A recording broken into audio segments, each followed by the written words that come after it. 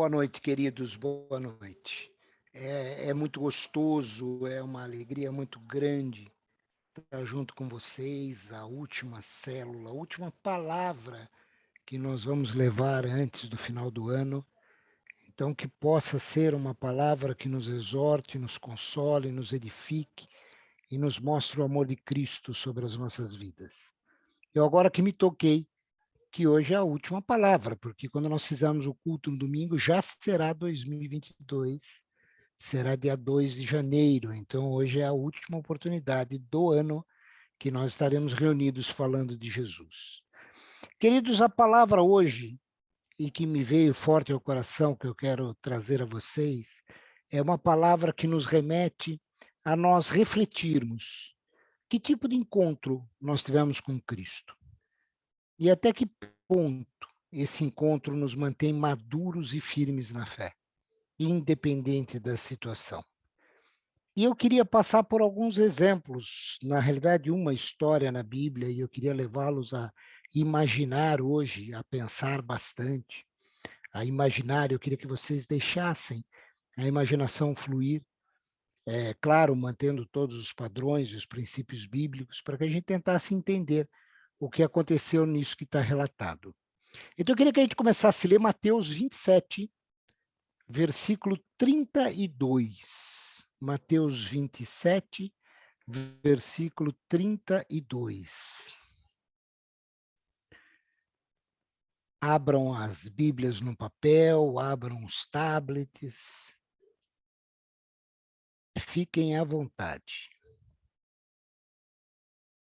Mateus 27, 32, a palavra vai dizer o seguinte: quando estavam a caminho do lugar de execução, aqui está falando da crucificação de Cristo, quando estavam a caminho do lugar de execução, encontraram um homem de Cirene chamado Simão e o forçaram a carregar a cruz de Cristo.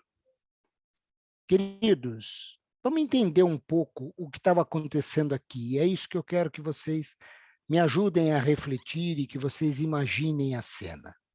Aqui está sendo dito, essa passagem fala do evento da crucificação. Nesse momento aqui, Jesus já havia sido condenado, Pilatos já havia lavado as mãos, o povo preferiu soltar Barrabás e crucificar Jesus, e sobre Jesus foi colocado a cruz, muito provavelmente não a cruz inteira, como nós vemos nos filmes, porque a gente sabe que era muito difícil o crucificado ser feito daquela forma, mas não vamos entrar nesse mérito. Então colocam sobre Jesus ou a cruz ou aquela tora pesadíssima onde ele ficaria amarrado, não importa, e dizem a ele, ó, leva a sua cruz. Por que leva a sua cruz? Porque era absolutamente comum na crucificação romana que o próprio condenado carregasse sua cruz do local aonde ele foi condenado até o local da crucificação. Então era necessário que Cristo carregasse a cruz, que Cristo estivesse carregando aquele peso todo. Porém, um crucificado normal, ele não teria, a menos que fosse um crime muito hediondo, uma coisa muito agressiva com os romanos, ele não teria passado pelo que Jesus passou. Jesus, na noite anterior, vocês sabem, ele é preso no Getsemane, ele é levado à presença do sumo sacerdote, ele é, de certa maneira, podemos dizer que ele é torturado, porque ele é esbofeteado, ele apanha várias vezes, ele é preso, ele recebe alguns açoites, depois ele é levado, e aí ele é levado todo nesse momento em que ele já está sem comer, sem beber, que ele tinha feito a ceia da Páscoa, e depois, na sequência, ele vai ao Getsemane orar, quando começa o flagelo de Jesus. No amanhecer, depois de ter apanhado muito, depois de ter sofrido bastante, ele é levado à presença de Pilatos. Depois de Pilatos, ele anda até o palácio de Herodes. Herodes manda ele voltar a Pilatos. E Pilatos dá uma sentença que ele seja achicotado, chibatado. E a gente sabe que o chicote da época Romana não era aquele que a gente conhece, só com as tirinhas de couro. Tinha na ponta dos chicotes pregos, pedaços de ossos, amarrado, que era para realmente fazer um verdadeiro flagelo nas costas de quem estava sendo açoitado. E Jesus é açoitado, ele está extremamente debilitado, ainda por cima colocam a coroa de espinho, que faz com que muito sangue jorre da cabeça dele, e ele chega num momento do caminho até o Gólgota, do caminho até o lugar da execução, que ele não aguenta. Ele simplesmente não aguenta e ele cai, ele não consegue levantar a cruz. E nesse momento, a palavra diz para nós, nós acabamos de ler, que os soldados romanos, eles veem um homem qualquer no meio da multidão, e aí eu acho interessante, porque na Bíblia nunca é um homem qualquer, nunca é alguém qualquer. A Bíblia não fala de pessoas qualquer. E a Bíblia diz que eles encontram um homem de Cirene. Cirene era uma cidade no norte da África, uma cidade romana no norte da África, porém que tinha uma grande colônia judaica. E eles veem esse homem lá, e eles simplesmente chegam para esse homem e dizem: olha, você vai carregar a cruz.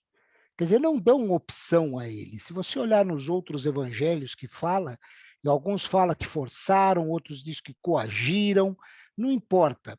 Ele teve que carregar a cruz de Cristo. Ele foi obrigado a carregar a cruz de Cristo. Eu imagino até que ele se recusou num primeiro momento. Eu imagino que se fosse qualquer um de nós, se recusaria. Principalmente porque eu fico imaginando o seguinte: provavelmente Simão, um nome até hebraico, Simão, era de uma colônia judaica. Cirene tinha uma grande colônia judaica.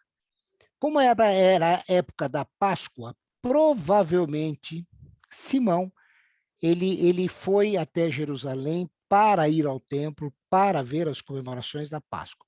E aí, no meio daquele tumulto, a palavra diz que ele está chegando, e ele chega naquele momento e vê aquele homem sendo açoitado, carregando aquela cruz, extremamente flagelado, e ele olha aí, provavelmente, é uma suposição minha, mas eu vou me dar aqui uma certa liberdade de imaginar isso, provavelmente ele não sabia muito quem era Jesus. Ele podia ter ouvido falar de um Messias, de um profeta que fazia milagre, mas provavelmente ele não sabia a fundo quem era Jesus. E ele olha aquela multidão, e ele devia estar olhando já há algum tempo, ele devia estar vendo aquela cena há algum tempo, e ele olha aquela cena e tem pessoas chorando por Jesus, isso a gente até vê em filmes, a gente percebe isso, tem pessoas chorando por Jesus e tem pessoas amaldiçoando Jesus. Pessoas dizendo que bom que ele foi preso, que bom que ele será morto, a gente sabe disso. São aqueles que, aos pés da cruz, estavam ironizando de Jesus, que ele mesmo vira e fala: Pai, perdoai-os porque eles não sabem o que fazem. Só que nesse momento, a palavra diz que eles constrangem esse tal de Simão, em algumas traduções, ou forçam em outras traduções. O que importa é que eles colocam Simão para carregar a cruz. E eles colocam Simão junto com Jesus para carregar a cruz. Pela tradição romana, eu não acredito que eles deixaram Jesus andar ao lado da cruz. Eu acredito que eles fizeram Jesus estar embaixo da cruz, porque era assim que era a crucificação. O crucificado precisava mostrar para todo mundo que aquela era a cruz dele, que ele iria ser crucificado naquela cruz. Isso precisava passar uma mensagem para o povo, que a crucificação era para aqueles que fizessem um crime muito, muito hediondo, uma coisa muito grave, para que nunca ninguém quisesse fazer uma coisa grave contra Roma. Por isso que tinha todo esse rito da crucificação, dele andar com a cruz, andar pelo meio da cidade. Inclusive a crucificação era perto, próximo de alguma das saídas da cidade, provavelmente de uma saída de grande movimento, para que as pessoas olhassem o crucificado e vissem a dor da crucificação, para que evitassem fazer os crimes. Esse era o ritual. Mas eu quero que vocês imaginem a cena. Esse homem olhando sem entender, e de repente vem o soldado romano, cata ele pelo braço, e ninguém discutia com Roma naquela época, cata ele pelo braço e vai: vem cá, você vai carregar aquela cruz. E ele é colocado embaixo da cruz ao lado de quem, queridos? Ao lado de Jesus. Eu não sei quanto tempo ele carregou a cruz. Eu não sei em que momento as forças de Jesus falharam, as forças físicas de Jesus falharam. Mas alguns versículos me dizem que ele levou a cruz até o lugar da crucificação. Então ele foi até o Gólgota. Então não importa se ele andou 100 metros, 500 metros, se ele andou 10 minutos, meia hora, não importa. O que eu queria que vocês imaginassem é que esse homem estava embaixo da cruz, ao lado de Jesus. E aí, quando eu penso nessa imagem, eu fico imaginando esse homem olhando para um Jesus calado, como diz Isaías, como uma ovelha muda que foi levado ao matadouro. Olhando para um homem que não estava reclamando. Olhando para um homem que devia estar transfigurado, de tanto que ele apanhou, de tanto que ele foi açoitado, humilhado, o corpo totalmente inchado. E Simão entra ao lado desse homem e provavelmente, o sangue de Jesus respingou em Simão. Provavelmente o sangue de Jesus respingou nesse homem, porque ele estava ao lado de Jesus. Provavelmente Simão olhava para Jesus e olhava nos olhos de Jesus, e aí é uma interpretação minha. Porque um homem que está na cruz e olha para a multidão e diz: Pai, perdoai-os porque eles não sabem o que fazem, jamais teria um olhar acusador. Ele teria um olhar de amor, ele teria um olhar de compaixão. Mesmo no estado dele, Jesus olhava com misericórdia para tudo aquilo que estava acontecendo. Eu fico imaginando a cabeça de Simão, queridos. O que isso deve ter feito na cabeça desse homem? Um judeu que foi a Jerusalém ver a Páscoa e se depara com uma cena dessa. E se depara com aquele sangue de Jesus caindo sobre ele. Se depara com aquele olhar, com aquele silêncio. Eu não sei de vocês, mas isso abala qualquer um. Qualquer um ficaria abalado com uma situação dessa. Quanto será que isso mexeu com ele? Quanto será que esse encontro com Jesus mexeu com Simão? Para a gente refletir um pouquinho mais, eu queria ler Marcos 15, versículo 21. Que nem eu falei para vocês. A Bíblia, para mim, não existe coincidências. A Bíblia é um livro que se explica em si mesmo. E ela não falaria uma coisa que seria jogada ao léu sem sentido nenhum. Essa é a minha interpretação da palavra. Mas o que acontece lá em Marcos 15, 21? Aparecem duas figuras. E a palavra diz assim: no caminho, os soldados encontraram um certo homem de Cirene, chamado Simão. Até igualzinho o que estava escrito em Mateus que nós lemos. Porém, Marcos 15, no versículo 21, ele complementa, ele diz assim: pai de Alexandre e Rufo, chegando do campo, ele foi obrigado a carregar a cruz de Jesus. Queridos, quando eu vejo isso, e daqui a pouquinho eu vou justificar por quê, eu acho que Simão sai daquele momento em que ele chega com Cristo no Gólgota, ele sai transformado. Ele sai refletindo em quem era Jesus. E eu acho que em pouco tempo ele entende que Jesus era o Messias. E esse homem se converte. Esse homem se converte e provavelmente ele converteu a família inteira. A família que provavelmente era judaica, era judia, vivia nas tradições. Ele converte aquela família. E volto a dizer para vocês, eu não acredito em coincidências na Bíblia. Sabe por quê? Eu creio que esse homem converteu a família depois de ter passado o que ele passou, da experiência que ele teve. Eu acredito que esse homem, quando voltou para casa, ele voltou abalado. Ele voltou olhando para a esposa e dizendo: esposa, aconteceu uma coisa impressionante comigo. Olha, o sangue dele ainda está na minha pele. O olhar dele penetrava no fundo da minha alma. Eu vi uma paz naquele olhar, uma misericórdia para com o povo que eu não vi em lugar nenhum. Isso deve ter mexido com ele, a ponto de ele ter buscado saber quem era Cristo, ter estudado quem era Cristo e ter chegado à conclusão que Cristo era o Messias. E que Cristo era o Messias que ia tirar o povo, que ia trazer salvação e redenção. Sabe por que eu creio nisso, queridos? Porque lá no livro de Romanos, a partir do versículo 3, que nem eu falei, eu não acredito em coincidência na Bíblia, Paulo começa a agradecer várias pessoas que ajudaram ele no ministério dele, ou que foram discípulos dele, ou que estudaram com ele, ou que se converteram e deram bons testemunhos de fé.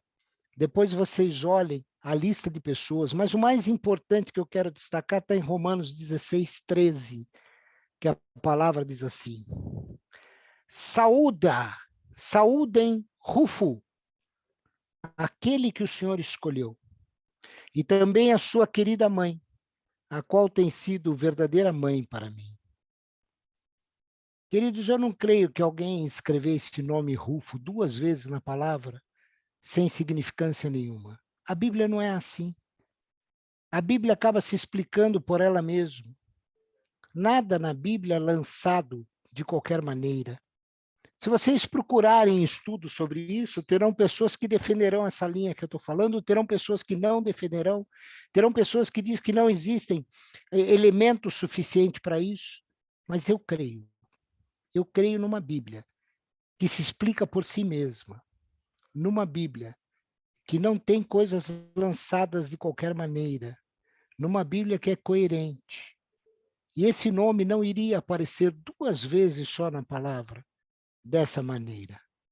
Então, quando eu leio Romanos e leio Paulo falando isso, o que eu entendo é que a conversão de Simão foi tão forte que Rufo, o filho dele, que é citado lá em Marcos, se converte de uma maneira tão grande, a ponto da conversão desse rapaz ter impactado o próprio apóstolo Paulo.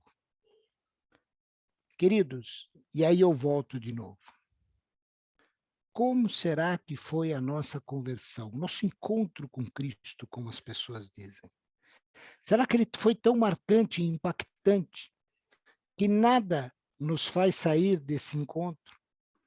Será que o nosso encontro foi uma coisa realmente verdadeira, que mexeu e que tocou no profundo e no oculto de nós, a ponto de nós suportarmos aquilo que vem sobre as nossas vidas?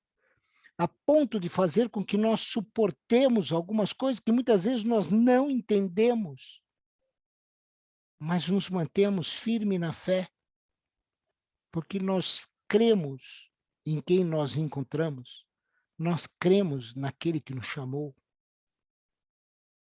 Queridos, era essa reflexão que eu queria deixar para vocês hoje, no último dia do ano. 2021, por uma série de aspectos, não foi um ano fácil para todo mundo. Não acredito que 2022 será muito mais fácil. A gente percebe sinais da volta de Jesus, como nós louvamos no começo. Maranata, ora vem, Senhor Jesus. Sinais da volta de Jesus estão acontecendo. A própria palavra diz lá em Apocalipse: quem tem ouvidos, ouça, porque as coisas estão acontecendo. E nós só vamos nos manter em pé se esse encontro que nós tivemos com Cristo, que nos fez entregar a vida a Ele, realmente tiver sustentação, tiver base. Quando eu olho para essa história que eu acabei de falar para vocês, eu vejo alguém que entrou embaixo da cruz, alguém que caminhou com a cruz, alguém que recebeu o sangue de Jesus, alguém que viu o olhar de Cristo. O que nos fez ir a Cristo? É isso que eu queria que a gente refletisse e soubesse responder, para que a nossa fé fosse aumentada cada vez mais. Amém, queridos? Era isso que eu queria falar hoje.